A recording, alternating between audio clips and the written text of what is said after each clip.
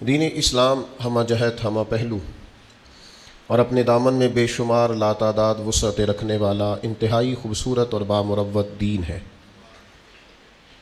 ہوتا یہ ہے کہ جب دین اسلام میں بے پناہ وسعت پائی جاتی ہے اور ہر پہلو پر دین رہنمائی کرتا ہے تو بعض لوگ یوں کرتے ہیں کہ جو ایک پہلو ان کی طبیعت کو بھلا لگتا ہے وہ اس ایک پہلو کو چننا شروع کر لیتے ہیں، جو ان کی طبیعت کے مطابق ٹھیک ہوتا ہے اس کو عکس کر لیتے ہیں اور پھر اسی پر دلائل جمع کرتے رہتے ہیں، اسی کو بیان کرتے رہتے ہیں، اور دوسرے کسی اور پہلو پر نہ توجہ دیتے ہیں۔ اور اگر کوئی شخص کسی اور پہلو کو چھیڑتا ہے تو بجائے اس کے کہ کسی کی بات کو، علمی بات کو غور سے سنا جائے، دلیل سے قبول کیا جائے، ہمارے ہاں رویہ بڑا سخت اور تلخ ہو جاتا ہے۔ نیکی، تقوی اور پرہیزگاری کا بھی لوگوں کا اپنا اپنا معیار ہے۔ کچھ لوگ کہتے ہیں جناب میں چونکہ عشق والا ہوں، میں چونکہ پیار والا ہوں، چونکہ وارفتگی والا ہوں، لہذا مجھے آپ نہ کہیں کہ پابندی سے نماز پڑھ، مجھے آپ یہ نہ کہیں کہ سنت اور شریعت کا خیال کر۔ عشق پورے عروج پہ ہے، لیکن عشق رسول میں اگر آپ مجھے یہ کہیں کہ میں داڑھی بھی رکھوں تو چونکہ میں عاشق ہوں میرا آپ صرف عشق ہی قبول کریں۔ آپ مجھے کہیں کہ محبت رسول صلی اللہ تعالیٰ علیہ وسلم میں اور حضور کے نام کے نعروں کی گونج میں شریعت کی بھی پابندی کروں تو وہ سمجھتے ہیں کہ شاید میں نے عشق اپنی مرضی کا چونکہ اس کا میں نے مفہوم بنایا ہے تو اب جو میں کہہ رہا ہوں وہی ٹھیک ہے۔ ہمارے ہاں یہ ہوتا ہے کہ ہم ایک پہلو کو لیتے ہیں، اب ایک دوسرا پہلو ہے۔ میں نے اس طرح کے ڈھیر سارے لوگ دیکھے، ان کی آپ باتیں سنیں، ان کے آپ دعوے سنیں تو مفتیوں کو مشورہ دیتے ہیں وہ عشق رسول کا، بڑے بڑے لوگوں کو کہتے ہیں جناب آپ میں وہ ذوق ہی نہیں، لیکن ان کی اپنی عملی کیفیت اتنی کمزور ہے کہ سوائے بلند و بالا دعووں کے اس کے علاوہ پس منظر میں کوئی چیز نظر نہیں آتی۔ بھئی جس محبوب سے آپ کو عشق ہے اس محبوب نے جو حلال حرام کی تمیز بتائی ہے اس پر عمل کیوں نہیں کرتے؟ مجھے بتائیے کیا لوگ خالی دعووں سے راضی ہو جائیں گے، مطمئن ہو جائیں گے؟ میں دوستوں سے عرض کرتا رہتا ہوں، میں کہتا رہتا ہوں کہ ہم سمجھتے ہیں کہ شاید بہت زبردست مہنگی گاڑی کی وجہ سے لوگ میری تعریفیں کریں گے کہ کوئی بڑا آدمی ہے، بہت جد و جہد کر کے قیمتی موبائل لیتا ہوں تو لوگ سمجھیں گے بڑا معروف آدمی ہے، میرے آنے پر درجنوں بیسیوں لوگ اگر استقبال کو کھڑے ہوں گے تو پتہ چلے گا میں بہت بڑا آدمی ہوں۔ تو اس سے بھائی بندہ بڑا نہیں ہوتا۔ آپ کی گاڑی بہت بڑی نہ بھی ہو، آپ چھوٹے تاجر بھی ہوں، لیکن اگر آپ لین دین میں ٹھیک ہیں تو لوگ آپ کی تعریف کرتے ہیں بندہ کھرا ہے، یہ چیز وقت پر دیتا ہے، وعدوں کی پابندی کرتا ہے۔ آپ کسی بھی شعبے سے تعلق رکھتے ہیں، ہمارے ایک استاد کہا کرتے تھے کہ بعض استاد شاگردوں سے ثابت کرانا چاہتے ہیں کہ میں بڑا پڑھا لکھا ہوں، بڑا سیانہ ہوں، بڑا زبردست ہوں، شاگردوں سے خود بخود ان کے سامنے وہ تعریفیں رکھتے ہیں۔ فرماتے ہیں اس سے بہت بہتر یہ ہے کہ آپ ان کو پڑھائیں، جب کوئی شاگرد قابل ہو جائے گا تو پتہ چل جائے گا آپ کتنے قابل ہیں، اس سے پہلے آپ کا خود سے کہنا یہ کوئی معنی نہیں رکھتا۔ اور اس شاگرد سے مراد دینی شاگرد بھی ہیں، مدرسوں کے، کالجوں، یونیورسٹیوں کے کام سکھانے والے استاد بھی ہیں، آپ سکھا دیں گے تو پتہ چل جائے گا آپ کتنے قابل ہیں، لیکن آپ خود بخود اگر یہ دعویٰ کریں گے تو آپ کمزور ہو جائیں گے، لوگ سمجھیں گے کہ کوئی تعریف کرنے والا نہیں، لہذا صاحب خود ہی اپنی تعریف کر رہے ہیں۔ تو کچھ لوگ صرف دعوی عشق کر کے مضبوط ہو جاتے ہیں، عمل نہیں کرتے، یہ بھی پہلو درست نہیں ہے۔ اور کچھ لوگ ایسے ہیں جو نرا عمل کا دعویٰ کرتے ہیں، وہ کہتے ہیں جناب آپ کیا نرے نعرے لگاتے رہتے ہیں، نماز پابندی سے پڑھیں، عبادت وقت پر کریں، صدقات زکوٰۃ کا خیال کریں، حج عمرہ ٹائم پہ کریں، باقی آپ کن چکروں میں پڑھیں، عشق بھی ہونا چاہیے، پیار بھی ہونا چاہیے، محبت بھی ہونی چاہیے۔ یہ دوسرا پہلو ہے، یہ بھی خطرناک ہے۔ یہ بھی خطرناک ہے کہ آپ کہیں کہ میں نے سیدھی سیدھی نماز پڑھ لی، اب تم مجھے کہو کہ میں غلامی بھی کروں۔ وہ عبداللہ بن ابی سلول سے جب کہا گیا نبی پاک علیہ السلام کی پیروی کرو تو وہ کہنے لگا، منافق تھا، کہنے لگا تم نے ہمیں کہا کلمہ پڑھو ہم نے پڑھا، تم نے کہا نماز پڑھو ہم نے پڑھی، تم نے کہا زکوٰۃ دو ہم نے دی، تم نے کہا حج فرض ہے تو ہم نے کیا، اب تم ہمیں کہتے ہو کہ محمد کی عبادت بھی کریں، معاذ اللہ ثم معاذ اللہ۔ اس کو اطاعت کا کہا جا رہا ہے، اور وہ معنی کیا بیان کر رہا ہے؟ وہ غالب کہنے لگے محبت کو ظالموں نے عبادت دیا قرار، ان سے کہا جا رہا ہے کہ اطاعت کرو، غلامی کرو، کہتے ہیں آپ ہمیں یہ کیا مشورے دے رہے ہیں؟ تو خشک عبادات کے بعض لوگ قائل ہیں، وہ کہتے ہیں ہم سے ادب نہیں ہوتا، ہم سے اکرام نہیں ہوتا، ہم سے کھڑے ہو کے ہاتھ باندھ کے مدینے کی جانب منہ کر کے درود و سلام نہیں ہوتا، ہم سے اگر آپ کہیں کہ یہ ذوق، یہ شوق، یہ وارفتگی یہ بھی پیدا کریں تو یہ نہیں ہم سے ہوتی، نماز پڑھ تو رہے ہیں، روزہ رکھ تو رہے ہیں۔ یاد رکھنا اگر خشک عبادات رہیں گی نا تو بندہ عبادت کر کے تھک جلدی جائے گا، عبادت کرے گا لیکن وہ عبادت اس پر کیف پیدا نہیں کرے گی۔ تقوی، پرہیزگاری وہ کرے گا صحیح، لیکن وہ اس کے لفظوں جملوں تک تو رہے گا، اس کی روح میں نہیں اترے گا۔ یہ ساری چیزیں روح میں تب اترتی ہیں جب بندہ جم کے اور ڈٹ کے مدینے والے محبوب سے محبت کرتا ہے صلی اللہ تعالیٰ علیہ وسلم. اور میرے نبی پاک صلی اللہ تعالیٰ علیہ وسلم کی تو ذات ہی ایسی ہے. حضور کو تو اللہ نے بنایا ہی ایسا ہے کہ ان کو چاہا جانے کو دل کرتا ہے, اکرام کرنے کو جی چاہتا ہے. محبوب کریم صلی اللہ تعالیٰ علیہ وسلم نے اپنے غلاموں کو جہاں جہاد کا حکم دیا, عبادات کا حکم دیا, زکوٰۃ کا حکم دیا, وہاں کہیں بڑھ کے صحابہ سمجھ گئے تھے کہ ہمیں حد درجے احترام بھی کرنا ہے مدینے والے محبوب. مجھے دیکھیے نا, دو ہی باتیں ہیں, لفظوں کا چناؤ, انداز تکلم, گفتگو, دو ہی باتیں ہیں. ایک صاحب آتے ہیں, وہ آ کے کہتے ہیں جناب یہ میرا نام ہے, یہ میرا کارڈ ہے, اتنے عہدوں پر میں فائز ہوں, فلاں فلاں جگہ سے آیا ہوں, یہ میرا کارڈ اندر بھیج دیں آپ فلاں بزرگ کے پاس, اور انہیں جا کے کہہ دیں کہ فلاں صاحب آئے ہیں. تو ایک طریقہ یہ بھی ہے کسی سے ملنے کا. تو ظاہر ہے کارڈ دیکھتا ہے بندہ کسی کا, تو پریشر میں تو آتا ہی ہے, تو ہو سکتا ہے وہ کہے فٹافٹ بلاؤ, اتنا بندہ بڑا آدمی ہے, لیٹ ہو جائے گا تو مشکل کھڑی ہو جائے گی. اور ایک صاحب آ کے پوچھتے ہیں کہ ذرا بتانا کہ شیخ مسجد میں کب آتے ہیں. وہ جب تشریف لائیں کہ میرا بھی دل کرتا ہے چند باتیں سن لوں, تھوڑی گفتگو کر لوں, کچھ اگر میسر ہو. اب اس طرح کا پیغام جب شیخ کے پاس جاتا ہے تو یقین کریں اس طرح کے لوگوں کو ڈھونڈنے کو دل کرتا ہے. دل کرتا ہے کہ ان کے پاس کچھ وقت بیٹھا جائے, کچھ خیر کی بات ہوگی, سننے سنانے کا, بات کرنے کا کوئی موقع میسر آئے. الفاظ, انداز, اس کے اندر اگر آپ نے ابا جی سے کہہ دیا کہ ابا جی کیا کھانا ہے, کوئی حکم ہے تو بتائیں, پریشانی کس بات کی ہے, پیسے چاہیے تو دے دیتا ہوں, یہ بھی ایک لہجہ ہے. اور ایک لہجہ یہ ہے کہ آپ اپنے والد کی طبیعت سمجھ جائیں, آپ اپنی والدہ کی رضا سمجھ جائیں. آپ دیکھیے قرآن مجید نے ایک اور تقوی کا پہلو بھی, نماز بھی بندے کو متقی بناتی ہے, روزہ بھی کا مقصود بھی تقوی ہے, حج کرنے جاؤ تو بہترین زاد راہ تقوی ہے. تمام عبادات سے تقوی کا حصول ہوتا ہے. ایک اور تقوی بھی قرآن نے بیان کیا, ان الذین یغضون اصواتہم عند رسول اللہ. فرمایا بے شک وہ لوگ جو اللہ کے رسول کی بارگاہ میں اپنی آوازوں کو پست رکھتے ہیں, ذرا دھیما بولتے ہیں, کریم کی بارگاہ میں ذرا سلیقے سے بولتے ہیں, ذرا آہستہ آہستہ, اے پائے نظر ہوش میں آ, یہ قوہ نبی ہے, آنکھوں سے بھی چلنا یہاں بے ادبی ہے. اور فاضل بریلوی کہنے لگے یہ ذرا انداز دیکھیے, کہنے لگے حرم کی زمین اور قدم رکھ کے چلنا. آخر آدمی نے پیروں سے چلنا ہوتا ہے نا. فرماتے ہیں حرم کی زمین اور قدم رکھ کے چلنا, ارے سر کا موقع ہے ہو جانے والے. تو حضور یہ تو آپ دوسروں کے لیے کہہ رہے ہیں, تو آپ کا معیار کیا تھا جب حرم گئے تھے حضور کی بارگاہ میں؟ تو فرمانے لگے پیش نظر ہے وہ نو بہار, میرا تو سجدے کو دل ہے بے قرار, روکیے سر کو روکیے, یہی تو امتحان ہے. اور ان کے شہزادے نے بات تھوڑی اور کھول دی. حضور مفتی اعظم فرمانے لگے سنگے در جانا پر کرتا ہوں جبھی سائی, میں محبوب کی بارگاہ پہ سر جھکاتا ہوں. سنگے در جانا پر کرتا ہوں جبھی سائیں, او سجدہ نہ سمجھ ظالم, میں سر دیتا ہوں نذرانہ, میں سر دیتا ہوں نذرانہ. یہ نظر پیش کی ہے حضور کی بارگاہ میں. اور ہمارے ایک ضلع گجرانوالہ کے شاعر تھے, ان کا کلام بھی مجھے بڑا پسند ہے. وہ کہتے ہیں زائر کوے جنا آہستہ چل. اور مکے مدینے آنے والے, میں کس درد سے بات کروں. وہ ایک بندہ پیچھے کھڑا کیا ہوا موبائل دے کے, میں تو چڑھنے لگا ہوں نا موبائلوں سے, ہر جگہ ہی موبائل, یار حد ہو گئی ہے. ہم نے کیا اس کو دین ایمان بنا لیا ہے؟ یعنی مکے مدینے میں حضور کی بارگاہ میں بھی موبائل. ایک صاحب مجھے فون کرتے ہیں, السلام علیکم, میں اس وقت بیٹھا ہوں, لائیو کال کر رہا ہوں, سلام کر لیں. میں نے کہا میرا سلام کہہ دیں اور ذرا سائڈ پہ ہو کے مجھ سے بات کیجیے گا. سائڈ پہ ہو کے اس نے بات کی. میں نے کہا یار تیرا کیا خیال ہے, نبی پاک موبائلوں کے محتاج ہے سلام کے لیے؟ فاضل بریلوی فرماتے ہیں اللہ کی قسم واللہ وہ سن لیں گے اور فریاد کو پہنچیں گے ہم, بس اتنا تو ہو کوئی فریاد کرے دل سے. موبائلوں پہ سلام سناؤ گے حضور کو؟ یہ تمہارا خیال ہے کہ رہتے ہیں فقط مدینے میں, وہ تو رہتے ہیں اپنے عاشقوں کے سینے میں. اس لیے غیر معیاری گفتگو معیاری جگہوں پہ اچھی نہیں لگتی. بات کو سمجھیں. وہ کیا کہتے ہیں؟ کہتے ہیں او حضور کی بارگاہ کی زیارت کرنے والے, زائر کوے جنا آہستہ چل. بس اگر تجھے سمجھ آ جائے نا, وہ دیکھ آیا ہے کہاں, وہ تو دیکھ آیا ہے کہاں, یہ کبھی تجھے سمجھ آ جائے نا کہ تو اس وقت کھڑا کہاں ہے, جگہ کون سی ہے, مقام کون سا ہے, جس کی قسمیں اللہ نے قرآن مجید میں بیان فرمائی ہے. لا اقسم بہذا البلد وانت حل بہذا البلد والتین والزیتون وطور سینین وہذا البلد الامین. تجھے پتہ ہے تو کہاں کھڑا ہے؟ زائر کوے جنا آہستہ چل, او دیکھ تو آیا ہے کہاں, آہستہ چل. حاضری میں ہے ملک 70,000 قدسیوں کے درمیان, آہستہ چل. 70,000 فرشتوں کے بیچ حاضری ہے، ذرا ہولے ہولے چل.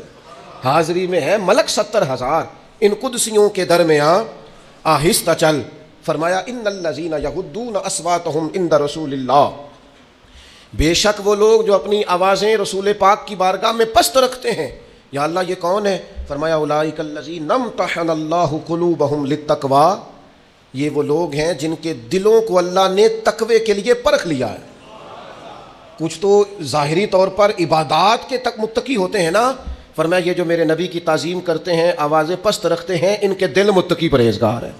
متقی لوگ ہیں جو آوازیں پست رکھتے ہیں. اولئک الذین امتحن اللہ قلوبہم للتقوی، ان کے دلوں کو اللہ نے تقوی کے لیے چن لیا ہے. جسے دل کا تقوی چاہیے وہ حضور کی تعظیم کرے، جو چاہتا ہے باطن کا پرہیزگار ہو، روح کا نیک ہو، وہ بارگاہ محبوب کریم علیہ السلام کا بادب ہو. بہت بڑا انعام ہے کہ رب فرما رہا ہے ان کے دل تقوی کے لیے چن لیے، یہ بڑا انعام ہے. لیکن آگے فرمایا لہم مغفرہ، ان کے لیے بخشش ہے، واجر عظیم، اور جب رب اجر عطا کرے گا تو پھر بھی اللہ بڑا ہی عظیم اجر عطا فرمائے گا. تقویٰ بھی بڑی نعمت ہے، پر دوسرے اجر کا اعلان کیا، فرمایا بخش دیے جائیں گے اگر کوئی خطائیں ہوئی ایسے لوگوں. لہم مغفرۃ واجر عظیم، اگر ان کے ذمے کچھ غلطیاں ہوں گی تو اللہ معاف کر دے گا، اور اس پر بھی اجر یہ ملے گا کہ اللہ تعالیٰ انہیں بہت اجر عظیم عطا فرمائے گا. اپنی مزاج کو نا جی ذوق والا کرنا. کچھ لوگ ہوتے ہیں جو ذوق والے نہیں ہوتے، کیف والے نہیں ہوتے، سرور والے نہیں ہوتے، تو بیچارے نا خشک سے، ناراض سے، ہر بات میں الجھے سے، ذرا سی بات پہ خفا سے. ہم ہر وقت اپنے حقوق کی جنگ لڑ رہے ہیں، میرے ساتھ ٹھیک نہیں ہو رہا، میرے ساتھ انصاف ہونا چاہیے، مجھے قدر نہیں مل رہی، میری عزت نہیں ہو رہی، میرا اکرام نہیں ہو رہا، میرے ساتھ پیار نہیں ہو رہا، میرے اوپر شفقت نہیں ہو رہی. والدین نے بھی توجہ کم کی، استاد بھی سخت مل گئے، فلاں جگہ میں ارادت مند ہوا تھا، وہاں بھی میرے اوپر لوگوں نے اکرام نہیں کیا. آہستہ آہستہ مزاج میں سختی، خود بخود تلخی. بعض لوگوں کا لہجہ ذوق والا ہوتا ہے. وہ کسی درویش نے کہا تھا کہ ان کی ادائیں ایسی ہوتی ہیں کہ پیار آ جاتا ہے. ان کا انداز یہ، ذرا بخاری شریف دیکھیے نا، حضرت عبداللہ ابن عباس رضی اللہ تعالیٰ عنہ، یہ نبی کریم علیہ السلام کے چچا زاد ہیں. فرماتے ہیں میں نے ایک دن ارادہ کیا، اپنی خالہ حضرت میمونہ رضی اللہ تعالیٰ عنہ جو ام المومنین ہے، حضور کی اہلیہ ہیں، میں نے سوچا کہ جس رات سرکار ان کے گھر میں آرام فرما ہوں گے میں رات وہاں گزاروں گا اور حضور کے ساتھ رات عبادت کروں گا. عمر کتنی ہے بھلا؟ 10 یا 12 سال.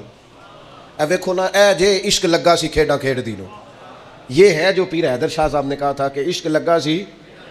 10-12 سال میں ان کے گھر میں، کہتے ہیں میں رات چلا گیا، مجھے پتا چلا آج سرکار وہاں آرام فرما ہوں گے، اور میں نے رات وہاں قیام کیا. فرماتے ہیں رات کا کچھ حصہ گزرا تو محبوب اٹھے، اور حضور کی زبان پر لفظ یہ تھا کہ لوگ بھی سو گئے، ستارے بھی چھپ گئے، پر حی و قیوم رب بیدار ہے. محمد بوٹیا سارے سو جاندے، اکو جاگدا پروردگار راتی. کہتے ہیں کہ محبوب پاک علیہ السلام یہ کہتے ہوئے اٹھے، اور سورہ آل عمران کی آخری آیات حضور کے لبہ مبارکہ پر تھیں. پھر نبی کریم علیہ السلام مشکیزے کی طرف بڑے، حضور نے وضو کیا. فرماتے ہیں میں بھی وضو کر کے نا تو نبی پاک علیہ السلام کی بائیں جانب پیچھے ذرا کھڑا ہو گیا. اب جب 2 بندے جماعت کرانے والے ہوں تو فقہی مسئلہ یہ ہے کہ امام کے سیدھی جانب کھڑا ہو دوسرا آدمی سیدھی جانب. کہتے میں حضور کے پیچھے کھڑا ہو گیا. نبی کریم نے نا مجھے پکڑ کے دوران نماز ہی پکڑ کے حضور نے ادھر لا کے کھڑا کیا. حضور نے کھڑا کیا، جیسے ہی حضور نے مجھے چھوڑا میں پھر ادھر چلا گیا. کہتے دوسری دفعہ کریم نے پھر مجھے کھڑا کیا، میں پھر ادھر چلا گیا. تیسری دفعہ یہ دیکھو یہ نماز ہو رہی، نماز پڑھا کے میں تیں ول ویکھا، مینوں کعبہ بھول گیا ہی تے بھول گئی نہیں سب صوم صلاتاں اکو یار دا فکر پہ آئی. فرماتے حضور پکڑ کے یوں لاتے، میں پھر پیچھے. 3 دفعہ ایسا ہوا. قربان جائیں، نماز مکمل ہوئی تو حضور علیہ السلام نے فرمایا لڑکے جب میں تمہیں سیدھی جانب کھڑا کرتا تھا تو کیوں کھڑے نہیں ہوتے تھے؟ تو یہ 10-12 سال کی عمر میں وفا کا، درد کا، ادب کا، احترام کا، عشق کا معیار کتنا بلند ہے. عرض کرنے لگے یا رسول اللہ میں اللہ کے رسول کے برابر کھڑا ہو جاؤں؟ یہ جہاد کر کے فتح یاب ہو کر نہیں آئے. انہوں نے آج آ کے یہ نہیں بتایا کہ حضور میں نے لاکھوں روپے اللہ کی راہ میں خرچ کیا. انہوں نے آج آ کے یہ نہیں کہا کہ حضور میں نے اتنی نماز جنازہ پڑھی، میں نے اتنے نیکی کے کام کیے، اتنی عبادات کی. انہوں نے احترام کیا اور احترام کا جذبہ ظاہر کیا. ایک روایت تو یوں ہے کہ فرماتے ہیں اللہ کے محبوب نے یہ بات سنی اور مجھے سینے سے لگا لیا. اور ایک مقام پہ یہ ہے کہ کہتے ہیں حضور نے ہاتھ اٹھائے اور کہا اے اللہ اسے دین کی سمجھ عطا فرما اور قرآن مجید کا علم عطا فرما. حضرت عبداللہ ابن عباس اس امت کے مفسرین کے امام ہیں. اللہ تبارک و تعالیٰ نے انہیں قرون اولیٰ کے لوگ جو قرآن مجید سمجھتے تھے اور سمجھاتے تھے ان میں اللہ تعالیٰ نے انہیں بڑا رتبہ عطا فرمایا۔ عزیز دوستو، جب آپ کی طبیعت میں ذوق ہوتا ہے، جب مزاج میں احترام ہوتا ہے، جب لہجے میں ادب کا، اکرام کا ٹھہراؤ ہوتا ہے، تو بندہ وفادار ہو جاتا ہے۔ ہمارے بچوں کو ہم نے سب سکھایا ہے، فلاں سے آگے گزرنا ہے تم نے، فلاں کے بچے تم سے پیچھے رہنے چاہیے۔ ہم نے انہیں زبردست مشینیں بنانے کی کوشش کیا ہے پیسے جمع کرنے کی، ہم نے انہیں سکھایا ہے کہ مال اکٹھا کرو گے تو بچو گے الا ماشاءاللہ۔ لیکن اللہ کے حبیب فرماتے ہیں تمہارا اولاد کے لیے بہترین تحفہ یہ ہے کہ انہیں اچھا ادب سکھاؤ، انہیں کسی کا احترام کرنا آتا ہو، وہ اکرام کریں، ان کے لہجوں سے کسی شخص کو بے ادبی کا شائبہ نہ ہو، ان کا انداز اس طرح کا نہ ہو کہ جس سے یوں چھلکے کہ یار کسی نے جڑی بوٹیاں ہی نہیں اتاری اس فصل کے گرد سے، کسی نے وقت پر آبیاری نہیں کی، یہ درخت تھے کسی کے لیکن اس نے کھلے چھوڑ دیے، جیسے چاہا جس طبیعت میں چاہا، ماحول اور ہو گیا۔ میں نے خود دیکھا ہے، ماں باپ تعریفیں کر رہے ہیں شادی سے پہلے اپنے بیٹے کا رشتہ کرتا ہے، کہتے ہیں بڑا ہی اچھا ہے، کیا بات ہے، بڑا کماتا ہے، لیکن اس کی بد اخلاقی سے تڑپ کر جب اس کی بیوی اور اس کے سسرال والے شکایت کرتے ہیں کہ تمہارا بیٹا یا تمہاری بیٹی تو نہایت بد اخلاق ہے، تکلیف دیتے ہیں، تو ابا جی کیا کہتے ہیں، میں بھی بڑا سمجھانا، شروع سے ہی بڑا کہتا ہوں۔ تو بھئی آپ نے کسی اور کو دوزخ میں کیوں جھونکا؟ آپ کیا سمجھتے ہیں پھر آپ کے لیے خیر کے جملے آئیں گے؟ آپ نے تکلیف کے اندر کیوں ڈالا کسی اور کو، جب اس کی بد اخلاقی، بد خلقی اور مزاج کا اکھڑ پن آپ کو گھر میں پتا تھا؟ آپ وہ ذوق ہی نہیں دے سکے، وہ تربیت ہی نہیں کر سکے۔ میں آپ سے عرض کروں گا، طالب علموں سے، طریقت کے سالکین سے، عام لوگوں سے عرض کروں گا، میرے پیسے نہیں کمانے چاہیے، میرے عہدے نہیں کمانے چاہیے، میرے تعلقات نہیں بنانے چاہیے، زندگی میں دعائیں بھی لے لینی چاہیے، زندگی میں برکات بھی سمیٹ لینی چاہیے، کسی کی نظر شفقت میں بھی کبھی کبھی رہنا چاہیے۔ کچھ لوگ ایسے بھی ہوتے ہیں جن کا کوئی بڑا ہی نہیں ہوتا، ان کو کوئی اچھا آدمی ملا ہی نہیں ہوتا زندگی میں، ان کی طبیعت بتاتی ہے کہ وہ ہر وقت شکوہ کر رہے ہیں، چھوڑیں جی ساری دنیا دیکھ لی، یعنی ان کا خیال ہے کہ جس کائنات کو اللہ کہہ رہا ہے لقد خلقنا الانسان فی احسن تقویم، کہ میں نے بڑی اعلیٰ انسانیت بنائی، اور جس امت کو اللہ کہہ رہا ہے کنتم خیر امۃ اخرجت للناس، محبوب کی امت، بہترین امت، انہیں اس پوری امت میں کوئی اچھا آدمی نہیں ملا، پوری انسانیت میں کوئی خوبصورت بندہ ہی نہیں ملا۔ دعوے دیکھو کتنے بڑے۔ کچھ تھوڑا سا نا طبیعت میں ذوق، کچھ لطف، کچھ دعائیں، کچھ کہیں کسی کی نظر میں رہنے کا شوق، کچھ کسی وقت آپ بغیر کسی سبب کے کسی بوڑھی اماں کو سڑک تو پار کرا کے دیکھیں۔ پیر صاحب کو لوگوں نے روز دعا کے لیے کہنا ہوتا ہے، تو بعض پیروں کی دعائیں رٹی ہوئی پکی روٹی، کچی روٹی کی طرح ہوتی ہیں، تسبیح بڑی بڑی، جبہ بڑا، ایک دو سیکنڈ کے لیے اگر کوئی حجرے میں آ گیا تو ان کی دعا ہوتی ہے اللہ خیر کرے، اللہ بھلا کرے، چونکہ وہ بیچارے کو صبح سے شام تک تو کام یہی ہے۔ اب تو اور زیادہ پیروں نے آسانی کر لی ہے، تعویذ بھی لکھ کے نہیں دیتے، چھپوا کے رکھ لیتے ہیں، کیونکہ جب دکان زیادہ چل جائے تو پھر بہت ساری چیزیں آرٹیفیشل بھی لینی پڑتی ہیں، پیکنگ کرا کے لوگ کٹھی رکھ لیتے ہیں۔ اور یہ ایسے لوگ ہیں جن کو کوئی کتاب نہیں پڑھنا، کوئی ان کو سکھانا نہیں، پڑھانا نہیں، آنا نہیں، جانا نہیں۔ ایک یہ ہمارا انداز ہے ریڈی میڈ چیزوں کا، ان سے بچیں۔ کچھ دعائیں ایسی ہیں جو خلوص سے نکلتی ہیں۔ بوڑھی اماں تھی، ضعیف تھی، سڑک نہیں پار ہو رہی تھی، آپ نے اس کا بازو تھاما، اس کے پاس جو بازار سے خریدا ہوا تھیلا تھا سامان کا، وہ آپ نے پکڑ کے کندھے پہ رکھا، گاڑی والے کو کہا ذرا ٹھہر جا، آپ نے سڑک پار کرا دی۔ اماں کو 100 دفعہ کہے گی اللہ تیرا بھلا کرے، اور 2 3 نسلوں کو دعا مل جاتی ہے مفت بھی، اللہ تیرا ماں پیو جیندہ رہے، اللہ بچیاں دی خیر کرے۔ آپ دیکھو ایک چھوٹا سا فعل ہے کوئی، لیکن اس کی حسن کتنا زیادہ ہے، خوبصورتی کتنی۔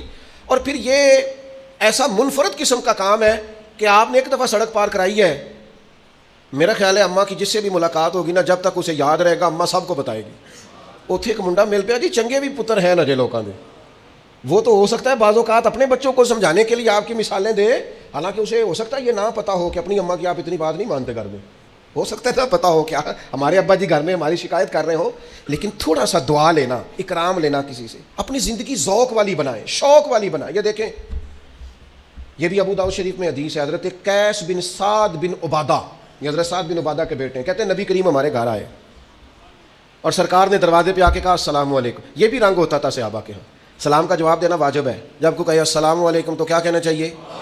اب سرکار تشریف لائے تو حضرت قیس بن سعد بن عبادہ کہتے ہیں نبی کریم علیہ السلام نے کہا السلام علیکم، تو حضرت سعد بن عبادہ نے نا آہستہ سے کہا وعلیکم السلام۔ حضور نے پھر کہا السلام علیکم، انہوں نے پھر آہستہ سے کہا وعلیکم السلام۔ حضرت قیس بن سعد کہنے لگے ابا جی اونچا کہیں، تو حضرت سعد کہنے لگے بیٹا چپ کر، حضور ذرا ہم پر زیادہ سلامتی بھیجیں تو کرم ہو جائے گا، آنے دے سلام آ رہے ہیں۔ یہ سیاستہ ہے، مجھے سمجھ نہیں آتی لوگ جب حدیثیں پڑھتے ہیں تو ان حدیثوں کو کیوں نہیں پڑھتے، یہاں پتہ نہیں کون سی اینک لگا کے گزرتے ہیں، اللہ جانے سمجھتے نہیں، یہ بھی حدیثیں ہیں، یہ بھی صحابہ کا ذوق ہے، یہ بھی ان کا لینے کا طریقہ ہے۔ نبی کریم علیہ السلام نے تیسری مرتبہ کہا السلام علیکم، تو حضرت سعد بن عبادہ نے پھر آہستہ سے کہا وعلیکم السلام۔ اب اصول یہ ہے کہ 3 دفعہ سلام کرو، دستک دو، کوئی جواب نہ دے تو لوٹ جاؤ۔ حضور لوٹنے لگے تو حضرت سعد بن عبادہ اٹھ کے دوڑے، عرض کی حضور معاف کر دیجئے گا، 3 دفعہ ہی سن لیا تھا، 3 دفعہ جان بوجھ کے آہستہ بولے تھے۔ حضور دل کرتا تھا کہ کبھی سلامتیاں زیادہ مل جائے نا آپ کی زبان نور سے، کبھی زیادہ۔ حضور راضی ہوئے، خوش ہوئے یہ بات سن کر، کہتے ہیں محبوب کو لائے میرے والد، اور پھر خود آگے بڑھ کے صابن پیش کر کے اس زمانے کے مطابق حضور کے، چونکہ سرکار کا طریقہ تھا ہاتھ دھو کے کھانا کھانا، وہ پیش کیا، پھر کھانا کھلایا محبوب کو۔ کہتے ہیں پھر نبی پاک علیہ السلام کو نا ایک بڑی خوبصورت بنی ہوئی چادر دی تحفے میں، سرکار نے وہ چادر لے کے اوڑھ لی، پھر ایک گدھا دراز گوشت شریف اوپر چادر ڈال کے تحفے میں پیش کیا۔ پیار کیا نا، محبت کی نا، ذوق بنایا نا۔ کیا کہتے ہیں خواجہ غلام فرید، ایک باری لانگا تو میری جات ہے۔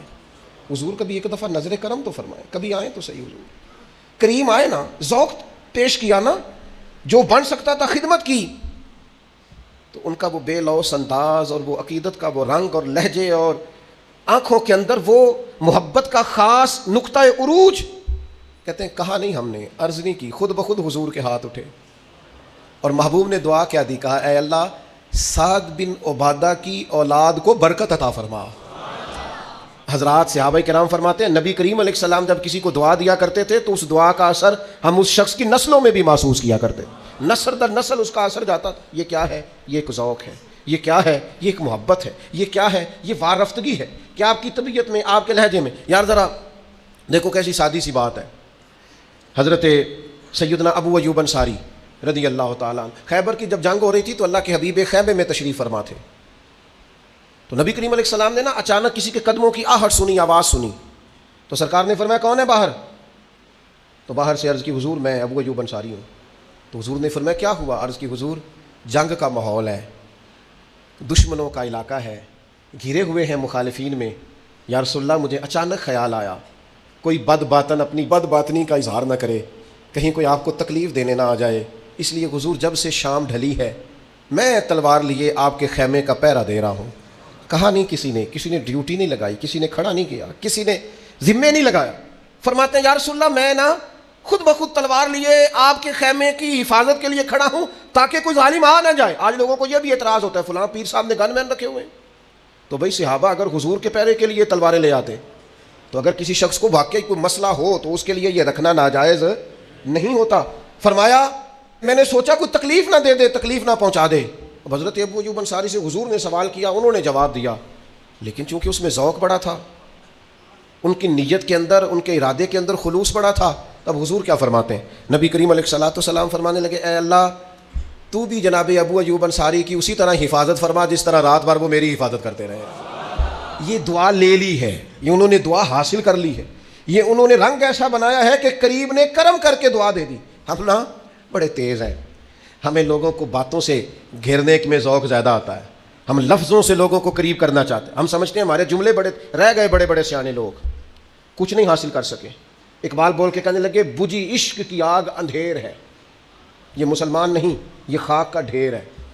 اب اس کے اندر عشق ہی نہیں ہے تو یہ ایک ڈھیر تو ہو سکتا ہے، اس نے بہت ساری چیزیں جمع کر لی لیکن ڈھیر تو ہو سکتا ہے، لیکن اب یہ مسلمان والی کیفیات، وہ یار نماز روزہ حج زکوٰۃ یہ ضروری چیزیں ہیں، لیکن ان کے اندر جب آپ ذوق پیدا نہیں کرتے، درد پیدا نہیں کرتے، شوق پیدا نہیں کرتے، حضور کی غلامی کی لذت اس کے اندر آپ شامل نہیں کرتے، کھجور اور میدے کا حلوہ بنا کر حضرت عثمان غنی نے بھیجا، کیا مثلا کیا کتنا کو مہنگا حلوہ بنتا ہے یار آج، یا کیا عرب کے اندر کھجور عام تھی؟ یہ ذرا انداز دیکھیے، کھجور اور میدے کا حلوہ بنا کر البدایہ والنہایہ نے لکھا ہے حضرت عثمان غنی نے وہ حلوہ تیار کر کے نا، تو پتہ کیا آج حضور کہاں تشریف فرمائے؟ تو ام المومنین حضرت ام سلمہ رضی اللہ تعالیٰ عنہ کے کاشانہ نور پر حضور کرم فرما تھے۔ حضرت عثمان غنی نے وہ حلوہ پیش کیا، گھر میں بھیج دیا، محبوب تشریف لائے تو گھر والوں نے حلوہ پیش کیا، حضور نے فرمایا کہاں سے آیا ہے؟ عرض کی حضور عثمان غنی نے بھیجا ہے۔ آپ ذرا یہ انداز دیکھیے اور جملوں کا چناؤ دیکھیے، ایک حلوہ ہی آیا نا اور دیا حضور کو ہے، سرکار تناول فرما کے کہتے کہاں سے آیا؟ یا رسول اللہ عثمان غنی نے بھیجا ہے۔ تو حضور نے ہاتھ اٹھائے اور یہ دعا کا انداز دیکھیے، کہا اللہ عثمان تجھے راضی کرنا چاہتا ہے تو ہو جانا راضی عثمان غنی، حلوہ حضور کو بھیج رہے ہیں۔ اور حضور فرما رہے ہیں اے اللہ عثمان تجھے راضی کرنا چاہتا ہے. الواہ بخدا خدا کا یہی ہے در. فاضل بریلوی کہتے ہیں بخدا خدا کا یہی ہے در, نہیں اور کوئی مفر مکر, جو وہاں سے ہو یہیں آ کے ہو, جو یہاں نہیں تو وہاں نہیں. فرمایا اللہ تجھے راضی کرنا چاہتا ہے تو ہو جانا عثمان سے راضی. تھوڑا سا نا اپنی زندگی کو, اور یار عید کے بغیر بھی کبھی کبھی ابا جی کو جوڑا لے دیا کرو, کچھ نہیں ہوتا. بغیر سبب کے بھی کبھی اماں کو کہہ دیا کرو کہ یہ تھوڑے پیسے ہیں, کوئی حرج نہیں. گھر والوں کو, اہلیہ کو, بچوں کو بغیر وجہ کے بھی کسی وقت محبت, کبھی کبھی دوستوں کو بغیر سبب کے. دیکھو نا شریعت اسلامیہ نے 2.5% زکوٰۃ فرض کی ہے, لیکن حضور فرماتے ہیں صدقہ دے کے دوزخ سے بچ جاؤ, چاہے کھجور کا ایک ٹکڑا ہی صدقہ کر لو. نفلی صدقات پر توجہ دی. نماز کے فرض 4 رکھے عصر کے, لیکن فرمایا جو عصر سے پہلے 4 رکھتے پڑے گا, اللہ کے رسول نے دعا دی اے اللہ اس بندے پہ رحمت فرما دینا. یہ جو آپ کا ذوق ہے, آج لوگ پتہ کیا کر رہے ہیں, میں بڑی غور سے, فکر سے, تدبر سے آپ کو کہہ رہا ہوں, خدا را میرا درد سمجھنا, لوگ ہم سے ہمارا ذوق چھیننا چاہتے ہیں. نبی پاک کی غلامی اور عشق کا جو ذائقہ سینہ بسینہ ہمارے بزرگوں نے ہمیں دیا ہے نا, وہ ذوق ہم سے, لوگ ہمیں کہتے ہیں سیدھی سیدھی نمازیں, روزے, حج, زکاتیں کرو, اور بغیر دعاؤں کے نمازیں پڑھ کے دوڑ جاؤ. تمہیں کوئی ضرورت نہیں, پہلے کہتے تھے اولیاء اللہ اور انبیاء سے نہیں مانگنا, اب کہتے ہیں اللہ سے بھی نہ مانگو, نکل جاؤ نماز پڑھ. اس خشکی سے اپنے آپ کو بچانا. یا آہستہ آہستہ جب طبیعتوں میں پیوست ہو جائے گی تو پھر یاد رکھنا عبادات کا ذوق لے جائے گی. میں نے قرآن مجید پڑھ کے عرض کیا ہے کہ اللہ فرماتے ہیں جو صرف آوازیں پست, ان الذین یغضون اصواتهم عند رسول اللہ, جو صرف میرے نبی کی بارگاہ میں آوازیں نیچی رکھے نا, اولئک الذین امتحن اللہ قلوبہم للتقوی, یہ تو دلوں کے پرہیزگار ہیں, ان کے دلوں کو پرکھ لیا ہے اللہ نے تقوی کے لیے. اگر دلوں کے پرہیزگار بننا ہے تو پھر زندگی تعظیم مصطفیٰ والی, غلامی رسول والی اللہ تعالیٰ سمجھنے کی توفیق عطا کرے.